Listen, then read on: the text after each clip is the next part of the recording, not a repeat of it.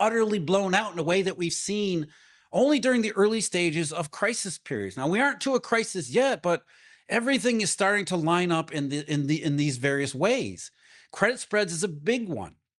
They were utterly, almost historically low back in February when everybody's buying into Jay Powell's bull about strong and resilient. So you had credit spreads that were way too low, which meant that if the narrative were ever to be challenged, which is what we're seeing now, everybody would run for the exits all at once. And that's what's been building over the last month, really the last couple of weeks. We've seen the triple C's, which are the worst of the worst, the triple C rated junk index, blow past 1,100 basis points in spread just in the last couple of days. We're talking about a 400 basis point move, which is a big move in a short period of time. One that I want to focus on here is ICE Bank of America's best.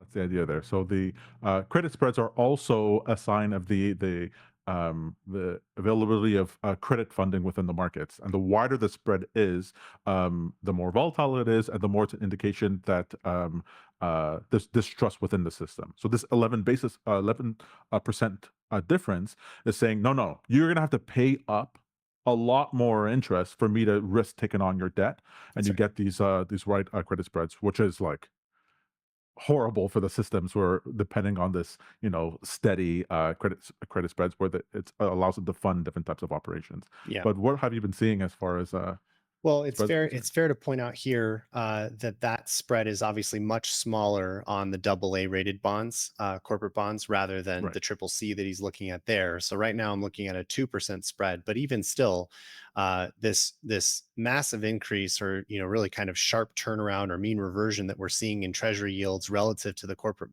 bond market is concerning, obviously. So that's it's the same signal even on AA rated, even That's if right. it's So small. yeah, when you get so people will often look at the junkier bonds in order to see the canary in the coal mines, and then if that continues, it bleeds through to the AAA, Right. which makes total sense. And so as an early indicator, that's what he was saying before. Is the crisis here right now? No. Like the full crisis, the Peter Schiff type of the world is fallen crisis, that's not here yet, but it's an indication that these cracks are actually forming. And that, Mike, to me, is the most bullish news of all because the Fed comes in guns ablazing when things like this happen. So remember, Silicon Valley Bank blows up, Fed comes in, okay, we didn't see it coming, but let's try to fix the system. And people were talking so much then about it was Silicon Valley Bank, SVG, I think, and then Citibank. I Mhm. think Citibank fell, um, and the talk back then, if you look at the doomsdayers online, was okay. That's it. The entire financial system's collapsed. This is the beginning of the domino.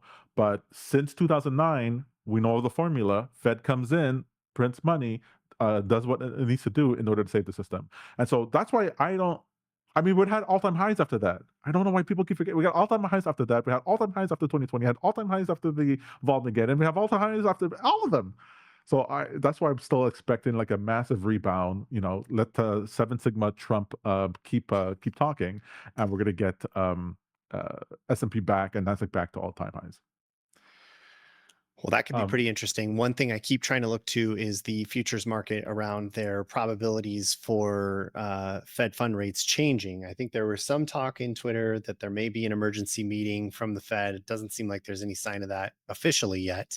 But some of this expectation that we continue to pause rates on the May 7th meeting hasn't really changed all that much. So I kind of expected that probability would increase over this past week. And indeed, it actually decreased.